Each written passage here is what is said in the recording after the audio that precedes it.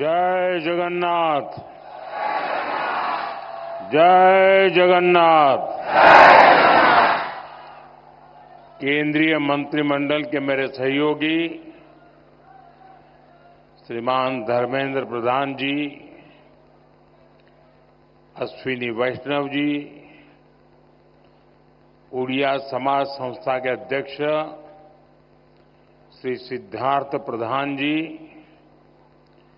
उड़िया समाज के अन्य अधिकारी, ओडिशा के सभी कलाकार, अन्य महानुभाव, देवी और सज्जनों, ओडिशार सबू भाइयों भावनी मानकू मोर नमस्कार एवं जोहार। ओडिया संस्कृति के महाकुंभ ओडिशा पर्व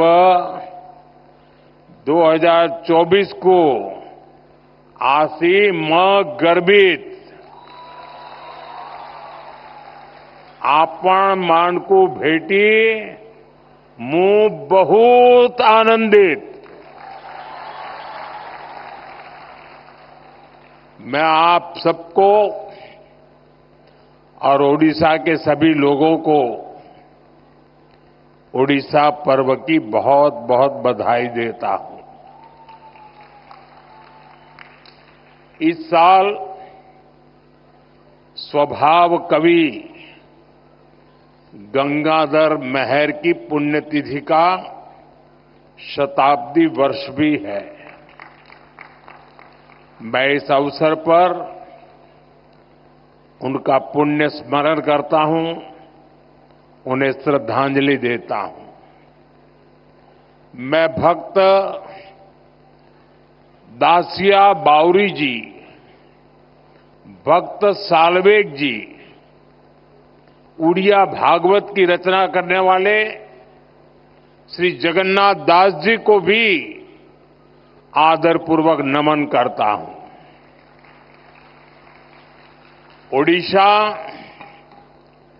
निजर सांस्कृतिक विविधता द्वारा भारत को जीवंत रखी बारे बहुत बड़ा भूमिका प्रतिपादन करी छी। साथियों, ओडिशा हमेशा से संतों और विद्वानों की धरती रही है। सरल महाभारत, उड़िया भागवत हमारे धर्म ग्रंथों को जिस तरह यहां के विद्वानों ने लोक भाषा में घर घर पहुंचाया, जिस तरह ऋषियों के विचारों से जन जन को जोड़ा, उसने भारत की सांस्कृतिक समृद्धि में बहुत बड़ी भूमिका निभाई है। उड़िया भाषा में महाप्रभु जगन्नाथ जी से जुड़ा कितना बड़ा साहित्य है। मुझे भी उनकी एक गाथा हमेशा याद रहती है।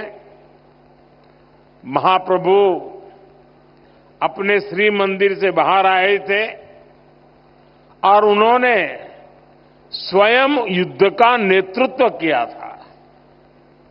तब युद्ध भूमि की ओर जाते समय महाप्रभु श्री जगन्नाथ ने अपनी भक्त माणिकया गौड़िणी के हाथों से दही खाई थी।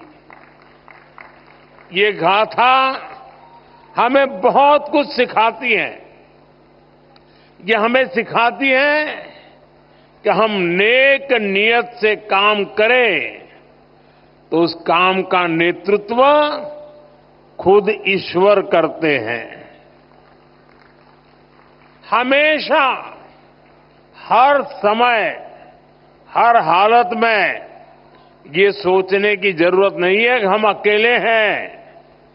हम हमेशा +1 होते हैं। प्रभु हमारे साथ होते हैं। ईश्वर हमेशा हमारे साथ होते हैं। साथियों, ओडिशा के संत कवि भीम भोई ने कहा था, मो जीवन पछे नरके पड़ी थाउ जगत उद्धार हेऊ।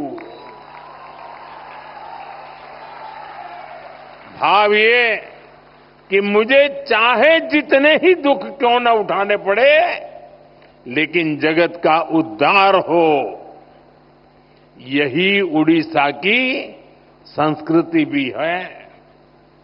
ओडिशा सबू जुगरे समग्र राष्ट्र एवं पूरा मानव समाज सेवा करी छी। यहां पूरी धाम ने एक भारत श्रेष्ठ भारत की भावना को मजबूत बनाया। ओडिशा के वीर संतानों ने आजादी की लड़ाई में भी बढ़ चढ़कर देश को दिशा दिखाई थी। पाइका क्रांति के शहीदों का ऋण हम कभी नहीं चुका सकते। ये मेरी सरकार का सौभाग्य है कि उसे पाइका क्रांति पर स्मारक डाक टिकट और सिक्का जारी करने का अवसर मिला था। साथियों, उत्कल केसरी हरे कृष्ण मेहताब जी के योगदान को भी इस समय पूरा देश याद कर रहा है। हम व्यापक स्तर पर उनकी 125वीं जयंती मना रहे हैं। अतीत से लेकर आज तक उड़ीसा ने देश को कितना सक्षम नेतृत्व दिया है, ये भी हमारे सामने है। आज उड़ीसा की बेटी आदिवासी समुदाय की द्रौपदी मुर्मू जी भारत की राष्ट्रपति है। ये हम सभी के लिए बहुत ही गर्व की बात है। उनकी प्रेरणा से आज भारत में आदिवासी कल्याण की हजारों करोड़ रुपयों की योजनाएं शुरू हुई हैं।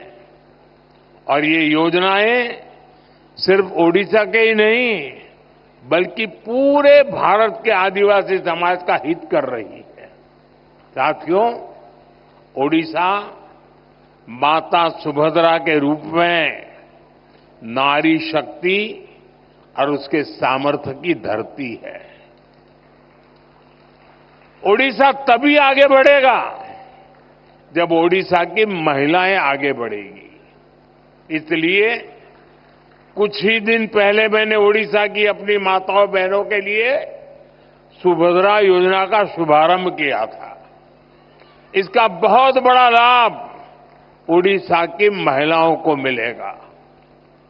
उत्कलर यही महान सुपुत्र मानंकर विषयरे देश जाणु एवं सेमानंक जीवन रू प्रेरणा नेऊ एथी निमंते ए परी आयोजनर बहुत अधिक गुरुत्व रही। साथियों, इसी उत्कल ने भारत के समुद्री सामर्थ्य को नया विस्तार दिया था। कल ही उड़ीसा में बाली यात्रा का समापन हुआ है। इस बार भी 15 नवंबर को कार्तिक पूर्णिमा के दिन से कटक में महानदी के तट पर इसका भव्य आयोजन हो रहा था। बाली यात्रा प्रतीक है कि भारत का उड़ीसा का सामुद्रिक सामर्थ्य क्या था। सैकड़ों वर्ष पहले जब आज जैसी टेक्नोलॉजी नहीं थी, तब भी यहां के नाविकों ने समुद्र को पार करने का साहस दिखाया। हमारे यहां के व्यापारी जहाजों से इंडोनेशिया के बाली, सुमात्रा, जावा जैसे स्थानों की यात्राएं करते थे। इन यात्राओं के माध्यम से व्यापार भी हुआ और संस्कृति की भी एक जगह से दूसरी जगह पहुंची। आज ही विकसित भारत संकल्प सिद्धि निमित्त ओडिशार सामुद्रिक शक्तिर महत्वपूर्ण भूमिका अच्छी। साथियों, ओडिशा को नई ऊंचाई तक ले जाने के लिए 10 साल से चल रहे अनवरत प्रयास आज ओडिशा के लिए नए भविष्य की उम्मीद बन रहे हैं। 2024 में ओडिशा वासियों के अभूतपूर्व आशीर्वाद ने इस उम्मीद को नया हौसला दिया है। हमने बड़े सपने देखे हैं, बड़े लक्ष्य तय किए हैं। 2036 में ओडिशा राज्य स्थापना का शताब्दी वर्ष मनाएगा। हमारा प्रयास है कि ओडिशा की गिनती देश के सशक्त, समृद्ध और तेजी से आगे बढ़ने वाले राज्यों में हो। साथियों, एक समय था जब भारत के पूर्वी हिस्से को, ओडिशा जैसे राज्यों को पिछड़ा कहा जाता था, लेकिन मैं भारत के पूर्वी हिस्से को देश के विकास का ग्रोथ इंजन मानता हूं। इसलिए हमने पूर्वी भारत के विकास को अपनी प्राथमिकता बनाया है।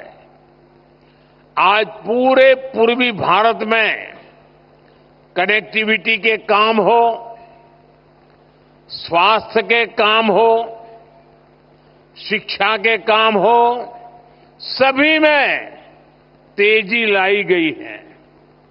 10 साल पहले ओडिशा को केंद्र सरकार जितना बजट देती थी, आज ओडिशा को 3 गुना ज्यादा बजट मिल रहा है।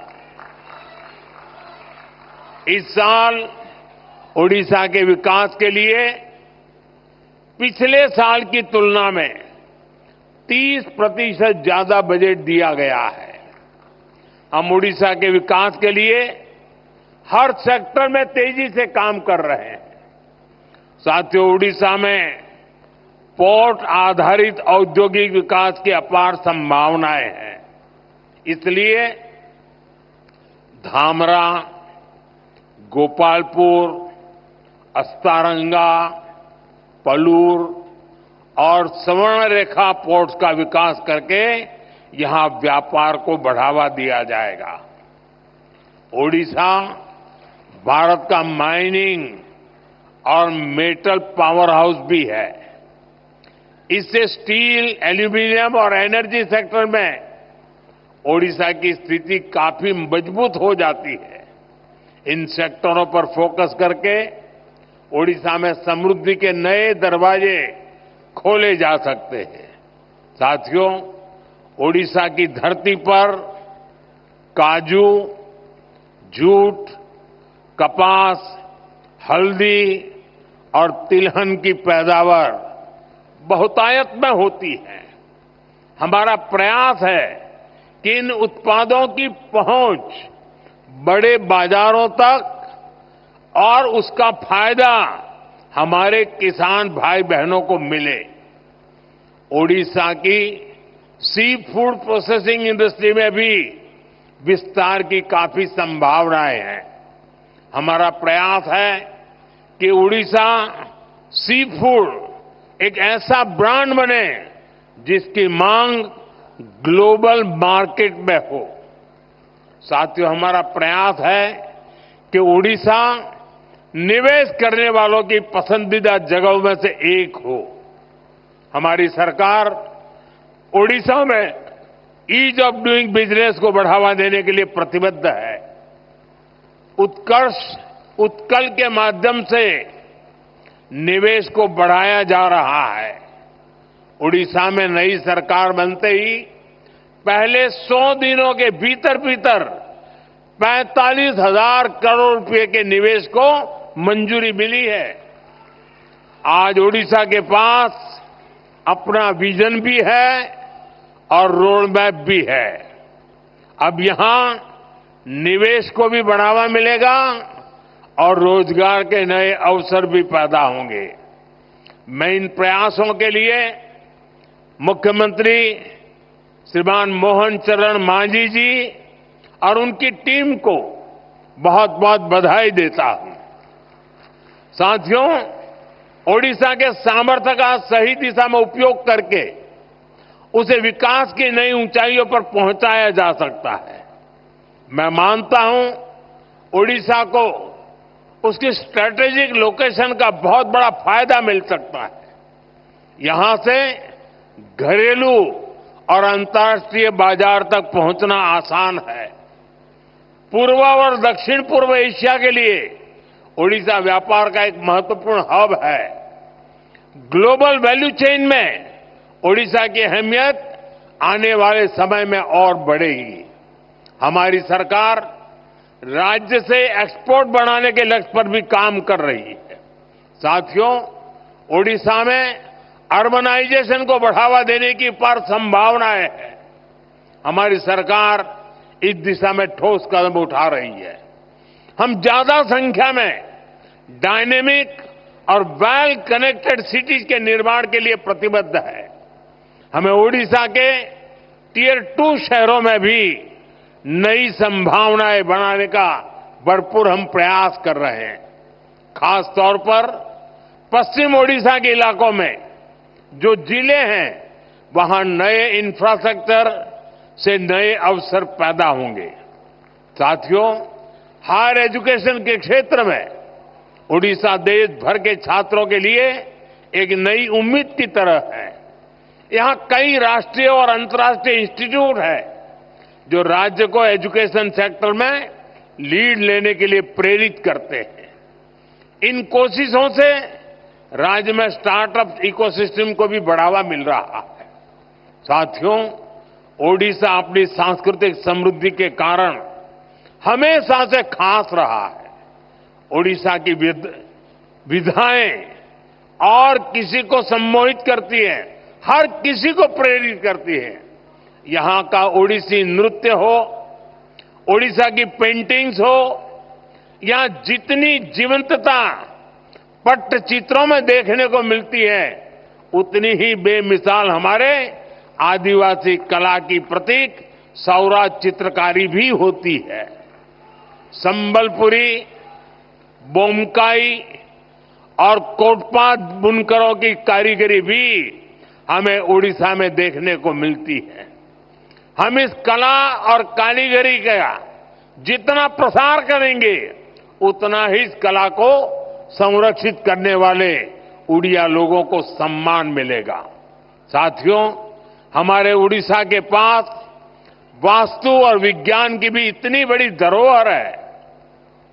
कोणार्क का सूर्य मंदिर, इसकी विशालता, इसका विज्ञान, लिंगराज और मुक्तेश्वर जैसे पुरातन मंदिरों का वास्तु, ये हर किसी को आश्चर्यचकित करता है। आज लोग जब इन्हें देखते हैं तो सोचने पर मजबूर हो जाते हैं कि सैकड़ों साल पहले भी उड़ीसा के लोग विज्ञान में इतने आगे थे। साथियों, ओडिशा पर्यटन की दृष्टि से अपार संभावनाओं की धरती है। हमें इन संभावनाओं को धरातल पर उतारने के लिए कई आयामों में काम करना है। आप देख रहे हैं, आज ओडिशा के साथ साथ देश में भी ऐसी सरकार है जो ओडिशा की धरोहरों का, उसकी पहचान का सम्मान करती है। आपने देखा होगा, पिछले साल हमारे यहां G20 का सम्मेलन हुआ था। हमने G20 के दौरान इतने सारे देशों के राष्ट्राध्यक्षों और राजनयिकों के सामने सूर्य मंदिर की ही भव्य तस्वीर को प्रस्तुत किया था। मुझे खुशी है कि महाप्रभु जगन्नाथ मंदिर परिसर के सभी 4 द्वार खुल चुके हैं। मंदिर का रत्न भंडार भी खोल दिया गया है। साथियों, हमें ओडिशा की हर पहचान को दुनिया को बताने के लिए भी और भी इनोवेटिव कदम उठाने हैं। जैसे हम बाली यात्रा को और पॉपुलर बनाने के लिए बाली यात्रा दिवस घोषित कर सकते हैं, उसका अंतर्राष्ट्रीय मंच पर प्रचार कर सकते हैं। हम ओडिसी नृत्य जैसी कलाओं के लिए ओडिसी दिवस मनाने की शुरुआत कर सकते हैं। विभिन्न आदिवासी धरोहरों को सेलिब्रेट करने के लिए भी नई परंपराएं शुरू की जा सकती है। इसके लिए स्कूल और कॉलेजों में विशेष आयोजन किए जा सकते हैं। इससे लोगों में जागरूकता आएगी, यहां पर्यटन और लघु उद्योगों से जुड़े अवसर बढ़ेंगे। कुछ ही दिनों बाद प्रवासी भारतीय सम्मेलन भी विश्व भर के लोग इस बार उड़ीसा में भुवनेश्वर में आने वाले हैं। प्रवासी भारतीय दिवस पहली बार उड़ीसा में हो रहा है। ये सम्मेलन भी उड़ीसा के लिए बहुत बड़ा अवसर बनने वाला है। साथियों, कई जगह देखा गया है बदलते समय के साथ लोग अपनी मातृभाषा और संस्कृति को भी भूल जाते हैं, लेकिन मैंने देखा है उड़िया समाज चाहे जहां भी रहे अपनी संस्कृति, अपनी भाषा, अपने पर्व त्योहारों को लेकर हमेशा से बहुत उत्साहित रहा है। मातृभाषा और संस्कृति की शक्ति कैसे हमें अपनी जमीन से जोड़े रखती है, ये मैंने कुछ दिन पहले ही दक्षिण अमेरिका के देश गयाना में भी देखा। करीब 200 साल पहले भारत से सैकड़ों मजदूर गए, लेकिन वो अपने साथ रामचरितमानस ले गए, राम का नाम ले गए। इससे आज भी उनका नाता भारत भूमि से जुड़ा हुआ है। अपनी विरासत को इसी तरह सहेज कर रखते हुए जब विकास होता है तो उसका लाभ हर किसी तक पहुंचता है। इसी तरह हम ओडिशा को भी नई ऊंचाई पर पहुंचा सकते हैं।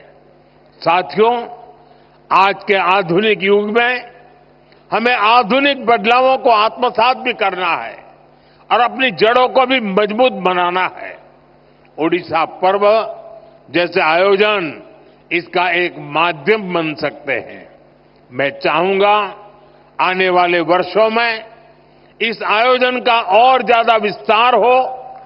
ये पर्व केवल दिल्ली तक सीमित न रहे, ज्यादा से ज्यादा लोग इससे जुड़े, स्कूल कॉलेजों का पार्टिसिपेशन भी बढ़े।